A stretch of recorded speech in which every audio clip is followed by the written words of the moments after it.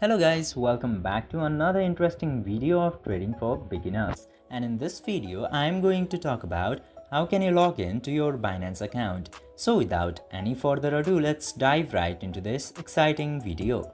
Now, in order to log in, you just simply have to open your Binance application and then tap to this sign up or login.